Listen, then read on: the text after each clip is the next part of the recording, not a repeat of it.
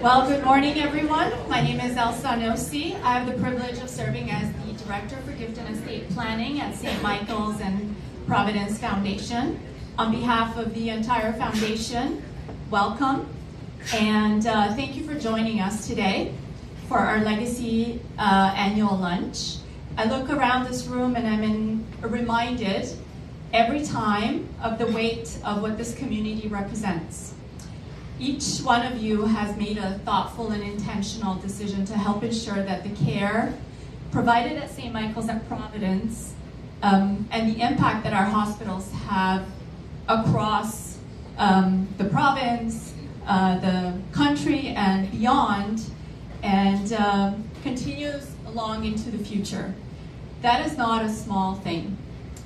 It reflects trust in our institution, deep generosity, and the belief that the importance of excellent and compassionate care for future generations of patients and their families, and for the vulnerable communities that our hospitals serve when they turn to us, and for the future generations of world-class healthcare professionals that choose to make St. Michael's or Providence their second home. For many of you, we've had the opportunity to spend time together over the past year since I joined the foundation. Through the conversations, they're very deep, they're very personal. They're conversations about family, about values, about experiences with care that you've had or your family members have had, and the kind of impact that you hope to make over time. And about your why. That is one of my favorite parts about the conversations that we have, learning about why you choose to support St. Michael's and Providence. And some of you don't have a direct here at St. Michael's or Providence, but simply feel drawn to the work our hospitals do and the reach that they have. That's one of the most meaningful parts of this work, because legacy is never simply just about a future gift or tax-smart ways of giving. It's about people and it's about purpose. And it's about the hope that others will continue to experience and receive exceptional care in the future. When people choose to include St. Michael's or Providence in their plans, they are placing trust not only in our hospitals, but in our ability to carry their intentions forward thoughtfully and responsibly over time, and that matters deeply to us. Today is an opportunity to say thank you in person, and I'm so glad that you're here, to share some of the impact your generosity is making across our hospitals, and to spend time together as a group connected by shared values and purpose. Kevin couldn't be here with us today. He had to be out of the province, so Lindsay Dutton and I will be filling in his shoes. He really wanted to be here. He's very passionate about this work and this program. You'll also hear from Altaf Stationwala, our president and CEO at Unity Health Toronto, from Irene Pantopoulos, who will share a bit about her journey at St. Michael's and why she chose to leave a legacy, and from Dr. Sarah Ali, a neurosurgeon doing extraordinary work at St. Michael's Hospital. Before we begin, I want to acknowledge all of you and thank you again for your openness in the conversations that we've shared, for the role you play in shaping the future of our hospitals and our communities that we serve. I also want to take a moment to recognize and thank two members of our Gift and Estate Planning Committee of the board who are here with us today, Eric Weir and Himal Balsara. Their expertise and dedication to this program and their presence here today means a great deal to us. Thank you both for being here. Now it's my pleasure to introduce Lindsay Dutton to share a few words.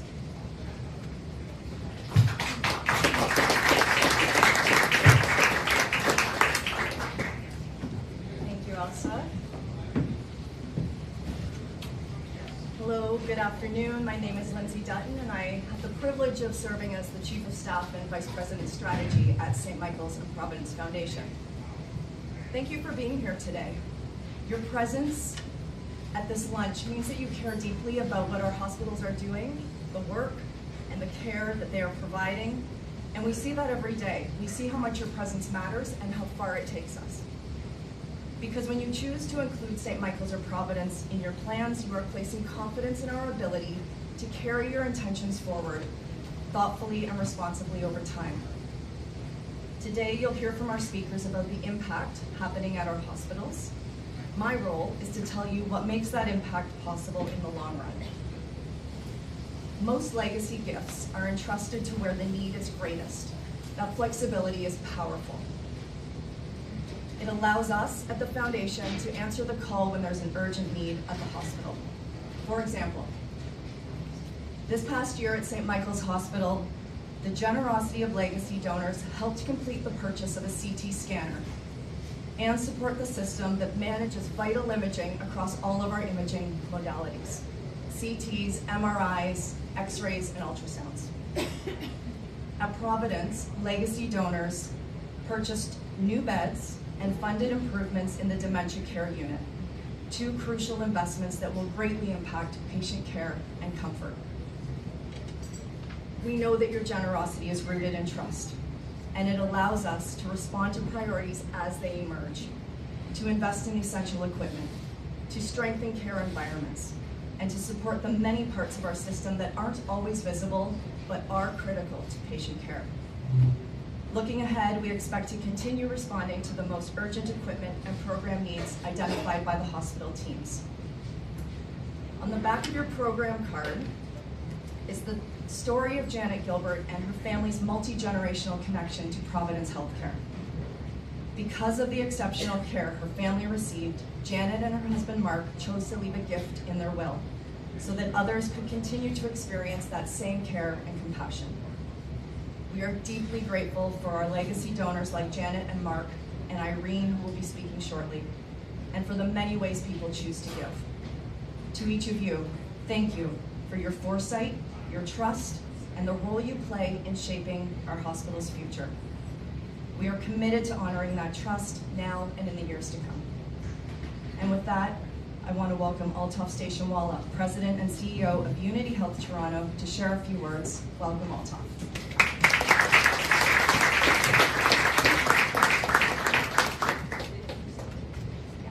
So thank you, Lindsay, and it's an honor and privilege to be here today.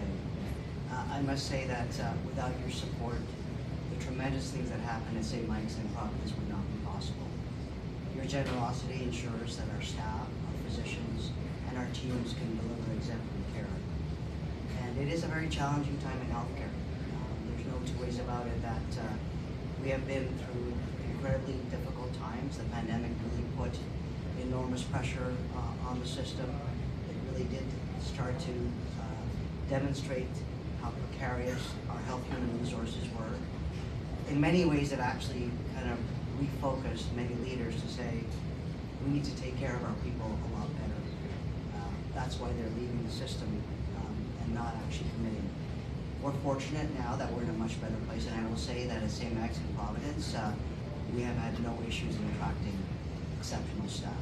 The best and the brightest are here at these two amazing organizations. And much of what you give from your generosity enables them to have the tools and physical spaces in which to deliver amazing care. I joined Unity Health 10 months ago, 10 years ago. Maybe it feels like that. And I had the benefit of being president and CEO of Mackenzie Health for 14 and a half years, and once in a lifetime opportunity building a net new hospital in Vaughan.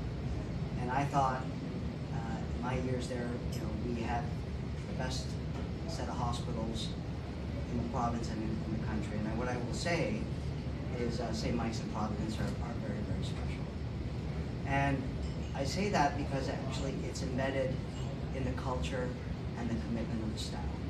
The mission and purpose that the staff bring to work every single day is nothing like I've ever seen anywhere else in the country. I'm a surveyor with Accreditation Canada. I've seen maybe 60 or 70 hospitals across this country. Nothing like this exists anywhere that I've been. Culture is the hardest thing to shift and change, and it really does, at the end of the day, ensure that the strategy of the organization will be successful. As you know, culture can lead strategy on any given day. And this organization, when you look at the span of programmatic things that we offer, from trauma to primary care to specialized complex care and rehab. It's the full spectrum of care delivery. And it is done with such passion and such commitment. And as I've learned more and more about these two hospitals, it really does go back centuries. It is really founded by the Sisters of St. Joseph, who founded both these hospitals, who came to Toronto over 100 years ago with a mission and a purpose to care for those that are forgotten. And I can tell you that at Providence and St. Michael's, no one is forgotten. That mission and that purpose is in the embodiment of every single staff member. So just some examples of the remarkable things that happen within the walls of these two hospitals. And I know that I will probably be embarrassed by Dr. Ali a little bit later, but I'm going to speak to some of the great things that happen in neurosurgery. So Dr. Vitor Mendez Pereira has done two remarkable things, and I'm sure you've read about it in the media. One major breakthrough is remote robotic surgery. So in healthcare, we've been using robots for a significant amount of time. It obviously provides greater precision, greater accuracy, and greater ability for patients to recover post-surgery as the incisions are smaller. But as we look at advancing and making care more accessible, Dr. Perez sort of, yeah? You can't hear me? No. Okay, is that better? Yeah. Okay. Sorry, Sorry about that. Okay, I don't have to start again, do I? No. Okay, my apologies. So let me speak about Dr. Pereira and what he has done. So we call it cutting the cord, and we trialed it within St. Michael's Hospital, where the console was in one room, controlled by the neurosurgeon, in this case Dr. Pereira, the patient in another room. We then put the console at St. Joe's, our other acute care site, and the patient was at St. Mike's. And this is invasive neurosurgery that was done. Then, more recently, in the last few months, as we didn't have Health Canada approval yet, Dr. Pereira did that procedure in Panama, where the console and the patient were 200 kilometers apart. So our next trial, and we're just waiting for Health Canada approval, we will be doing a surgery in Sault Ste. Marie, and the console will be at St. Mike's. So just imagine what that means from an accessibility perspective in remote areas of this country that don't get access to interventional treatments.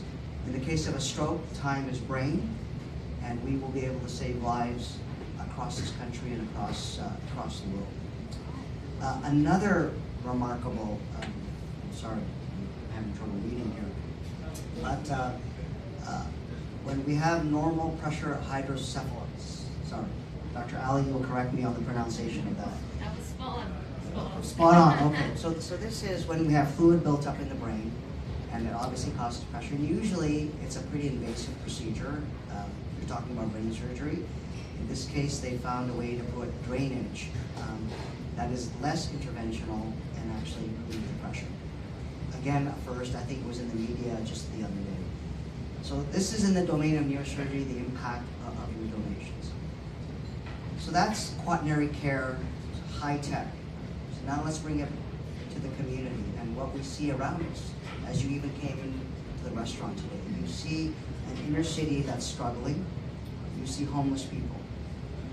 You see the fact that the basics of life are not available, and that then puts massive strain on the healthcare system. We are so fortunate with the Slate Family Foundation donation that we are actually creating a housing lab that will break the cycle of many of these individuals coming through the emergency department, seeking shelter, seeking care, not having the basics of life that cause a whole bunch of other challenges from a healthcare perspective. What's even more powerful about this donation is it's done in conjunction with United Way. So we know that to actually break this cycle, we need a whole host of other agencies supporting wraparound services so that we can break this cycle. Food security, housing, and other dimensions of support are required. So another demonstration of the impact of donations and our donors. The Krawchuk Family Foundation, another example of an impactful donation around Indigenous health. We have created an Indigenous space at St. Michael's, and we're about to do the same at Providence. And this is a resource center that ensures that our Indigenous community has access to better care. The results are pretty stark. The life expectancy of our Indigenous community is upwards of 25 years less than our Canadian society. We are doing harm every single day. We need to find different ways in which to care for this community. And at St. Mike's in Providence, we're stepping up with this amazing donation to create the space, to have Indigenous healthcare navigators. And what I will also say is the impact of that donation has absolutely influenced the hospital's strategic plan. We're about to release that plan in the next few months, and Indigenous health is actually called out as an area of focus. And we have Indigenous researchers in our research institute doing research in this domain. So again, we are going to be a Canadian leader in the space, all of it possible by impactful donations from individuals like yourself. Next domain that we're very deep into is digital healthcare and AI. St. Mike's is about to be the recipient of a $100 million grant from the federal government and the provincial government to create a first in Canada database to capture every single digital data point from every hospital in the country. And with this data, we can then start to mine it and create powerful AI applications that can actually change how care is delivered, that can actually help clinicians detect things earlier. So I'll give you one example. So dementia, 1 in 4 elderly patients will suffer dementia from a hospital admission. And much of that can be prevented with early signs. And we are now seeing AI applications within St. Mike's and Providence that actually have the tools by which to detect early dementia and actually to stop that from happening. So we are actually really breaking significant ground from a technology perspective as well. And to use AI responsibly, we are actually, at St. Mike's, the creators of an AI Academy, where we've had hundreds of people from across this country come and learn about how to use AI responsibly and ethically in partnership with KPMG and Signal One. At Providence, we are starting to build a greater depth and breadth in research.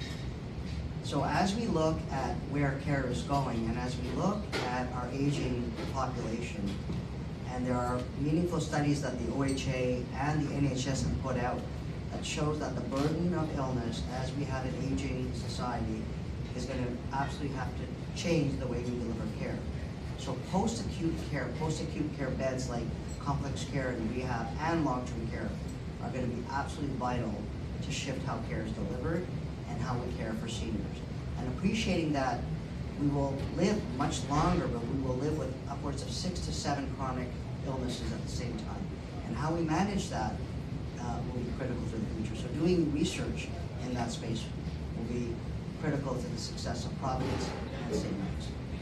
So I could spend another hour and a half telling you about the great things I've learned over the last 10 months at these great hospitals. But I want to thank you because your impact is making all of this a reality. The seed money that you put into these 2 hospitals enables great things to happen. Not just within Toronto, not just within Ontario, but across this country, and has a global impact. So on behalf of our patients, on behalf of the families, on behalf of our clinicians, our staff, our researchers, and our learners, I want to thank you for what you do. You give us the tools and the ability to ultimately go back to what the Sisters of St. Joseph stood for, the ability to deliver compassionate care. So I thank you.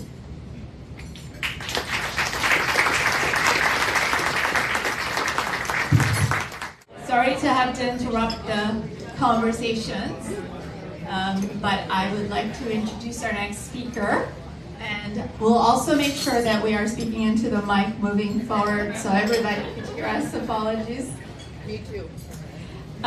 Do signal to me if you have trouble hearing me, okay? One of the most things I value most about this work is our conversations and your stories about what matters, the people we love, and the kind of world we hope to leave behind. Nothing brings that into focus quite like hearing directly from the people whose lives our hospitals have touched. It's a pleasure to introduce Irene Fantopoulos. I first met Irene back in October of November of last year when she reached out because she was considering leaving a legacy to St. Mike's. Irene is an accomplished Toronto writer whose work explores the complexity of human experience through her crime fiction memoir and storytelling deeply rooted in our city. Before she became an author, she worked in the Ontario Civic Service in mental health, domestic violence, advocacy, and policing policy, experience that shaped both her writing and her understanding of resilience, vulnerability, and care.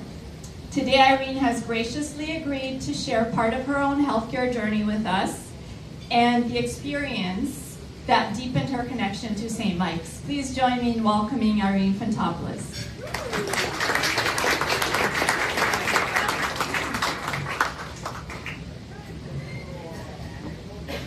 If you want to be like Oprah, you can just walk talk. around. Yeah. And a car for everyone.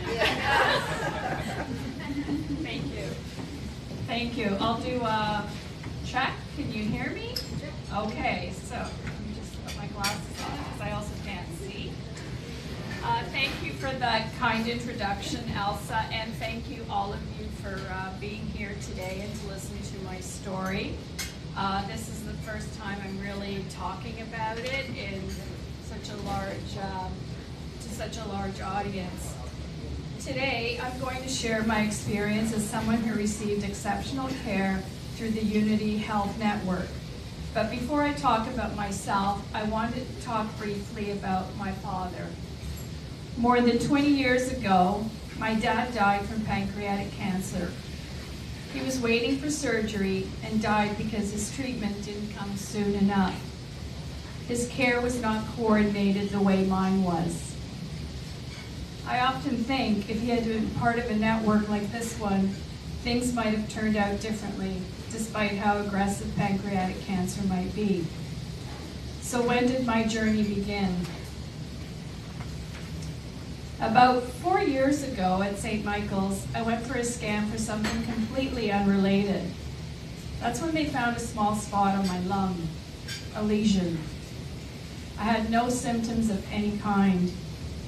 It was one of those cases that would have gone undetected until the cancer had progressed. I lost 2 friends, both in their 50s, to lung cancer. A year later, I had a follow-up scan. The next day, my GP called and asked me to come in immediately. And I remember thinking, no one gets an urgent appointment to hear good news. My stomach dropped, the room spun, and I was right. The spot had doubled in size. And as I learned, spiculated, which is not a word you ever want your doctor to use. From there, I saw a respirologist and was given 3 options: a CT-guided biopsy, surgery, or wait. Wait didn't really feel like an option. Surgery felt, well, a bit dramatic. So I chose the biopsy, the let's ease into this option. The results? Inconclusive. Which it turns out is also not a comforting word to hear. Next step, a PET scan. And to use a non-technical way to describe the results, it did not light up like a Christmas tree. I took that as a win. So we waited a few months, and it grew. At that point, I had a choice: radiation to treat it without certainty, or surgery to know whether or not it was cancer. By December 2024, my CAT scan showed more growth, and I made the decision to have surgery. I did what many people do. I got my affairs in order. I took a trip to Iceland. I canceled my trip to Asia, and I mentally prepared myself for what felt like the big one. One thing I did not do was go down the internet rabbit hole. I think we've all experienced that. My specialists were my Google. I relied on them implicitly. On January 27, 2025, I went in for surgery at 8:30 a.m. The plan was in two parts. First, a wedge resection. If it was cancer, they would proceed immediately and do a lobectomy. When I woke up at 1:30 p.m., I knew. No one had to tell me the big C had arrived. And in that moment, the pain, the tubes, the drugs, none of that compared to what was going through my head. But a few weeks later, I sat in my surgeon's office and she told me the words that changed everything. They got it all. No chemo, no radiation. And that's when I burst into tears for the first time through all of that. I hugged my surgeon, which I don't think is standard protocol, but she let me have my moment. I was lucky. Lucky it was caught early. Lucky that I paid perhaps a little too much attention to my health. And incredibly lucky to have an extraordinary team here in Toronto, from my surgeon to the anesthesiologist to the respirologist, the radiologist, and everyone else behind the scenes who made this care possible. Now, more than a year later, I'm cancer-free and back to my normal life. I'm still being monitored regularly, and I understand that this is something that never fully disappears. It just becomes part of the background. But in many ways, it's as if it never happened. The surgery was minimally invasive. My scars look more like scratches than anything else, which feels like a very generous outcome. What stayed with me most wasn't just the medical care, it was the people. My family and friends showed up in every possible way. They brought food, sat with me, checked in, and even took care of my dog.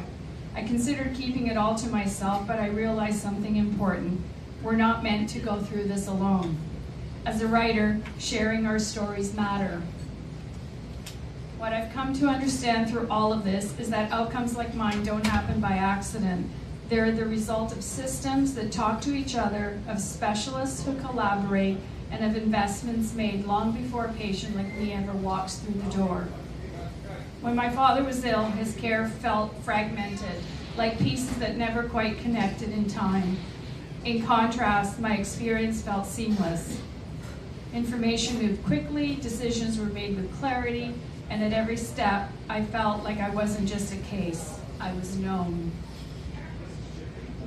That's what a network like this makes possible. It turns what could be a series of disconnected moments into a coordinated path forward. And when you're a patient, especially in those moments of uncertainty, that coordination is everything. It removes friction when you have no energy for it. It replaces doubt with direction. When we talk about supporting healthcare, it's not just about funding equipment or buildings, it's about enabling that connection. It's about making sure that more people have a story that ends the way mine did. And that's something truly worth investing in. So now I give back with deep gratitude, knowing that others will receive the same level of care that I did.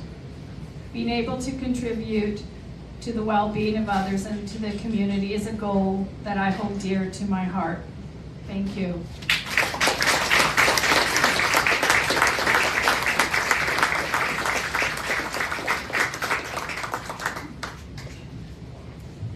Thank you, Irene. Thank you for sharing such a personal story. It takes tremendous openness and generosity. We're deeply grateful for you to share it with us today and be willing. It reminds us of why our work matters. And now we begin with our main course, and then I'll be back up here to introduce Dr. Ali.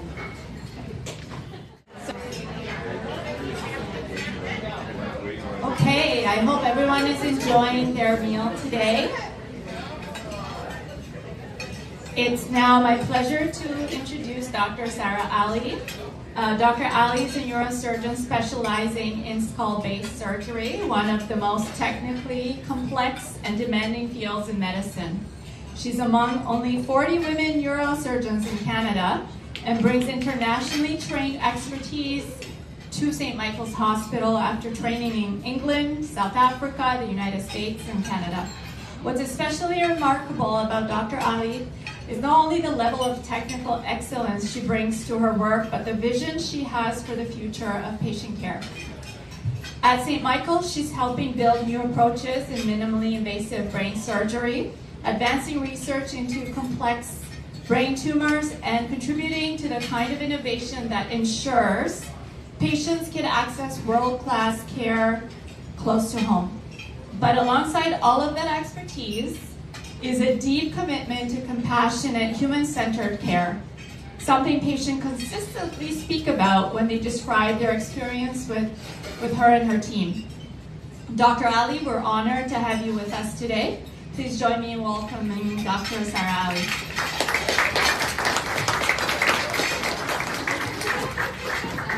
Wow, thank you. That's quite the introduction. I don't think I've ever had that before, so thank you. And thank you all for coming and attending, and specifically to hear me talk. It's very kind of you. And Irene, that was a fantastic story, so thank you. So I'm going to talk to you about cancer care, but in the context of surgery, and in the context of brain surgery. Now, when people say I'm a skull-based neurosurgeon, what does that mean? That means that I operate on all types of brain tumors, but specifically the ones at the bottom of the skull. And why are they more complicated? It's because we're taking these tumors out around critical nerves that supply the head and neck. Your ability to smile, your ability to chew and swallow, your ability to see. As well as that, there are the major arteries that supply the brain. And the brainstem, which is the most critical part of your brain. It's how you breathe and how your heart beats without there being any thinking or thought to it. With that, we take a 360-degree approach. So I access the skull base the whole way around the head. I can go through your nose, I can go through your eyebrow, through the back of your head, depending on where your tumor is, to access it and to resect it. Now, when we think of St. Michael's, many people don't think of St. Michael's as a cancer hospital. But the reality is that if you are a patient with a brain tumor and you get diagnosed that on your scan, the process is you get told you have a tumor, you get discussed in a multidisciplinary team where there's radiation doctors, chemotherapy doctors, neurosurgeons. And the vast majority of brain tumors will need surgery. It is one of the major cornerstones of your treatment, and I'm going to show you how important it is that that surgery is done well. After that, you get told your diagnosis, what the pathology is, and then you go on to have your radiation and your chemotherapy. Why surgery matters across all brain tumor types. And this is a malignant brain tumor, so a very cancerous one that grows very fast, and we don't have a cure for it. And we've shown, now this graph I agree is a bit complicated, but what I'm going to show you is that if you take out all of it that you can see, you are going to do considerably better than if you just have a biopsy, which is over here. And there is no other factor that is going to affect how long you live than that one operation. Now you may say, well, that's pretty obvious, no? The reality is years ago, we were not aggressive with these tumors because people said, well, those patients are not going to live long anyway. Should we put so much effort into it? Now we know that we can give them time and we can give them quality time. In benign brain tumors that are slower growing, that are not as cancerous, we have known since 1957 that if you take out more, the better it is for the patient. Because the chance of that tumor coming back is less. That means less surgeries over their lifetime, less treatments over their lifetime. The problem in brain cancer is that if I have, for example, a skin cancer, I can take out that skin cancer and I can take a nice big margin around it just to be sure. And the worst thing we're going to see is maybe a scar. In brain cancer, in these cases, all describe why we can't do the same thing. This large tumor in a young man is right in front of the motor area. So there is significant risk of paralysis, okay, on the right side of his body when I'm resecting that tumor. This lady, who I'm going to talk to you about, was a single mum of 3, and she had a very complex tumor that I would either have to go right under her brain or through her brain to get to. And it's a very high risk because this is her major artery that supplies the brain. This gentleman was a policeman, and his tumor is right deep in the fluid spaces, so I have to go through normal brain to get to it. And the last gentleman was losing vision because his tumor was going into his orbit and compressing his eye. So with brain tumors, we have to be more precise.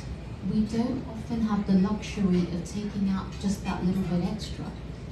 And that requires more tools and more resource than I think any other subspecialty, because we need to be accurate and precise to make sure that not only do we get the most amount of tumor out, but that we preserve normal function. And it is many of your donations that contribute to the tools that we use, the equipment and the resource to achieve those safe surgeries. So this was a 29-year-old engineering student. He just had a seizure, nothing else wrong with him, and he was found to have this tumor. Sorry. Now, the risk to him was paralysis, okay, and he's perfectly fine. He's telling me, I just had a seizure, but I know that his tumor type is one that if we don't resect it, take it out aggressively, within 5 years, and probably less in his case, it will become a fatal brain tumor. So, one of the tools we were gifted is what we call tractography, a piece of equipment that enabled us to do a special scan to show me where those important nerves are in relation to his tumor, so that in surgery I could preserve them. We also had, as a safety net, a team of what we call neuromonitoring specialists. What do they do? I can stimulate the brain in surgery and they can tell me the signal they're getting back, and I know that I'm where the special motor area is, and again, I can preserve it. Those are expensive tools, an expensive team, but ultimately, with it, could completely remove his tumor and he could return to being an engineering student. The next one. This was a 44-year-old, single mother, 3 daughters. She had years of double vision, and eventually someone said to her, you need to go and have your head scanned. She had her head scanned, and it was a complicated tumor at the base of her skull, not easy to get to. If you look, I'd have to go through her brain in multiple different ways. And we did a biopsy, and it was a bony tumor. It's one that comes from cartilage or bone. And with that, we know that the more you take out, the better it is. Multiple people had told her it was inoperable when she came to me, and she had been offered radiation and a clinical trial, but she wasn't really sure. And I said to her, well, I think I can actually take this out for you. And I appreciate it's high risk, but I'm going to do it in a minimally invasive way. I'm going to go through your nose, so I don't touch your normal brain, and I'm also going to go just above your tooth. And by a 1 by 1 centimeter hole, and I'm going to take your tumor out. And I can't promise I'll get all of it out, but I'm going to do my best to get most of it out. But the most important thing is that you are fine afterwards. So why did I take that approach? So if I went just through the nose, it would give me a straight shot. If I go through just above her tooth, I can actually get a diagonal angle with my instrument here and go right behind this, which is the major artery to her brain. And it takes tools and it takes a team to do that. and we're very fortunate. We have a beautiful operating room designed specifically to do those kind of surgeries. I do it with my very talented rhinology colleague, Dr. Daniel Lee, who helps me make the hole and close the hole at the base of the skull. And we have these beautiful, a lovely operating room table that allowed us to do this 10-hour surgery in the most ergonomically comfortable way, as well as all of these instruments. And we have a team monitoring. This is obviously a different patient, but monitoring the important nerves of the head and neck to tell me if I'm putting too much stretch on any particular nerve or if I'm causing any harm, so I can stop. We got out more than 90% of her tumor. Her double vision entirely resolved. She went home 2 days after surgery. She was actually well enough to go home the first day after surgery, and I had to keep her in because I said, I need to get your scans because I want to check that I've got it all out. So she's a very lovely lady, and because her double vision resolved, she no longer needed her glasses for her double vision that were correcting it for her. So her and her daughters had a bonfire. They smashed her glasses into the bonfire. But what she brought me was one arm of her glasses on a pin, and she kept the other one. And she told me she thinks of me every day. So I can't think of anything better. I think I have the best job in the world. This is what she said, and I'm going to confess, I'm a doctor, I read my Rate MD reviews. And people tell me not to do it, but I'm always going to do it because I want to know how my patients feel, okay, with the care that they receive. It's very important to me. And she said, from start to finish, my experience at this hospital was just, it felt personal. I'll never forget my time there. And every time I see her in clinic, we both cry and exchange hugs, and I met all her daughters, and you know, I think she really understands that it's a special place. This was a 47-year-old gentleman who came in with headaches. He couldn't work anymore. He was a police officer, he couldn't walk. And he had this deep tumor in his brain. And when I showed him his scan, he said to me, well, how are you going to get to that? The reality is we have to go through a normal way to get to it.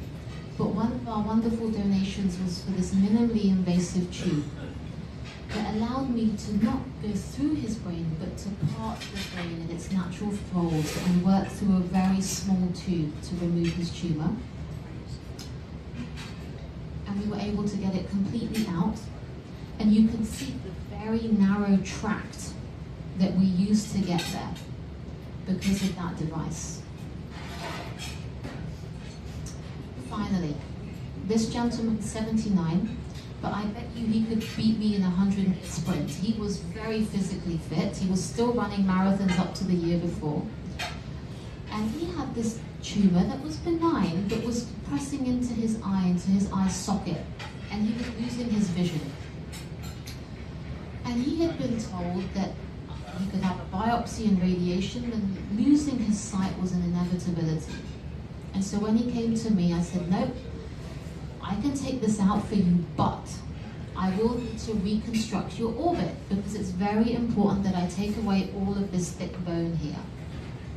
Because if I don't, you may end up with this lady down below who came to me with where she hadn't had that done in her surgery, and you can see it's rather disfiguring.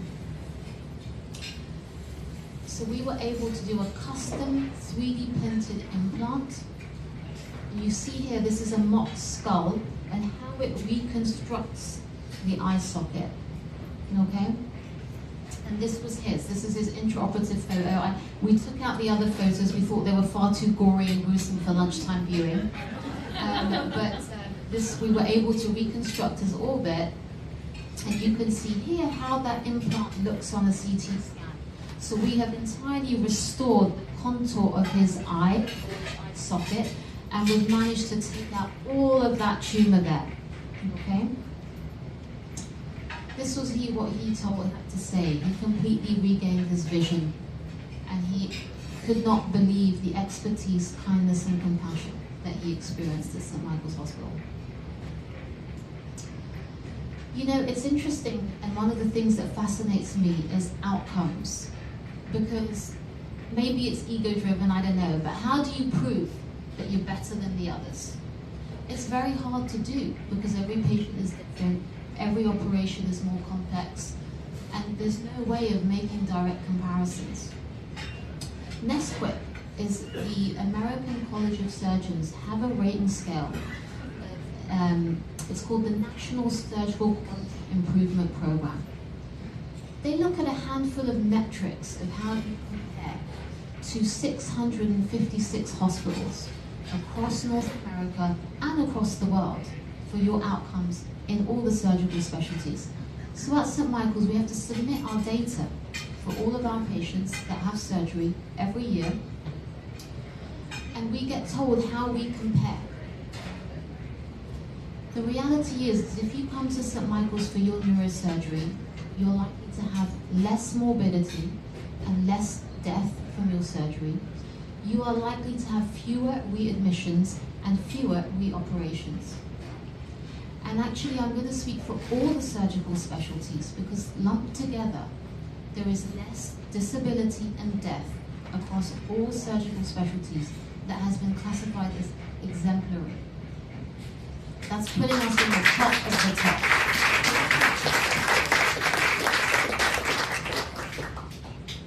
However, Henry Marsh is a British neurosurgeon. You should read his books if you haven't. They're very entertaining. Complacency is the worst of all surgical sins, and certainly in healthcare. We can always be better, and we can always do better.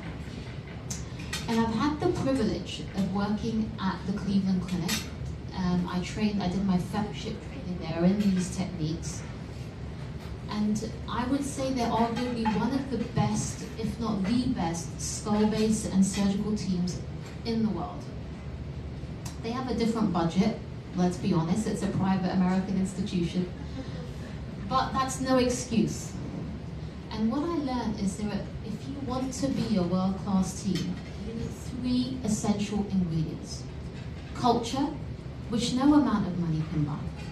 And culture comes from everybody being aligned on quality improvement, okay? And we're emphasizing on wanting to be better. 2, compassion.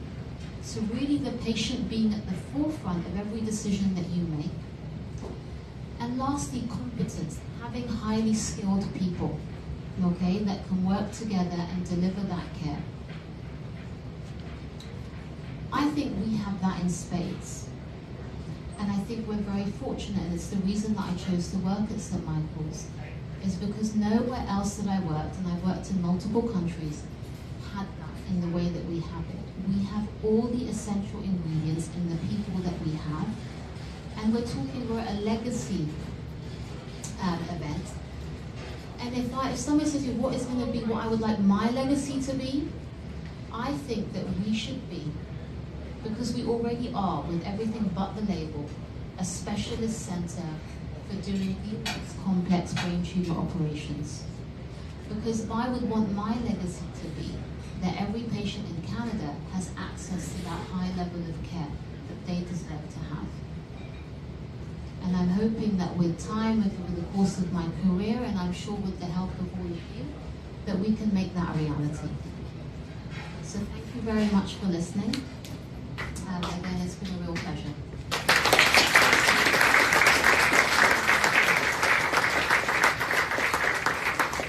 Does anyone have any questions for Dr. Ali?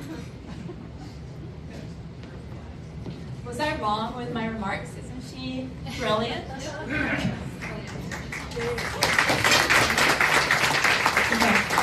So we will just serve our dessert soon, and then we'll be closing. I'll be closing very soon.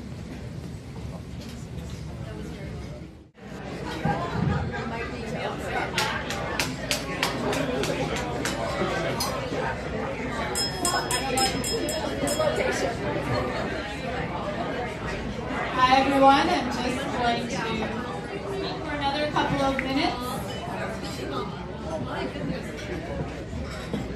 I think besides stumbling on my words when I speak up here, the other difficult thing is having to interrupt the meaningful conversations you're all having, so I'm sorry. To Lindsay Altaf, Irene, Dr. Ali, thank you so much today for your time and care that you put in for this lunch and the insight that each of you brought to this room today. It was very generous and deeply appreciated. To all of you, thank you for being here. Thank you to see some of you again. And many of you have had the privilege of knowing for quite some time now, since I joined the foundation a year ago. A couple of days ago was my 1-year anniversary, and I spent a lot of time reflecting on, oh, thank you. That's all why I shared it. I spend a lot of time reflecting on the most meaningful aspects of what I do this week. So we've had a lot of conversations that go far beyond philanthropy, about family, about experiences with care that stayed with you, about your physicians, the nurses, the other care staff at the hospitals, about the people who shaped your lives, and about what your generosity will mean long after our lifetimes. These conversations are among the most meaningful to me and a part of my work. So because behind every legacy gift is a person, a family, a set of values, and a story. And those stories, they carry forward, and I love hearing them. I love when you share them with me. And it helps because healthcare will continue to evolve. New needs will emerge, technology will advance, and the demands on our hospitals will grow. Legacy gifts help ensure that St. Michael's and Providence can respond thoughtfully to that future, while remaining grounded in the values and intentions that inspired those gifts in the first place. You and your values and your stories. That is a responsibility that we take very seriously. Legacy giving is at its heart an act of hope. It's a belief that the future is worth investing in, that compassion and exceptional health care should continue to exist for the future generations that come after us. To those of you who have already made that commitment, we thank you. And to those who are considering what your legacy may look like, thank you for being a part of this community and the conversation. On behalf of the foundation and the hospital teams, thank you for your trust, your generosity, and the lasting difference you're making in the lives of patients and families across our communities. And for just a couple of seconds, I'm going to turn to the camera because there was many of you who couldn't make it today but asked for a recording. So I just want to make sure I thank you when you're watching this recording for everything that you do and everything that you make possible for now and the future. And I hope everyone here enjoyed the afternoon, and we hope to see you at our next gathering. Thank you so much.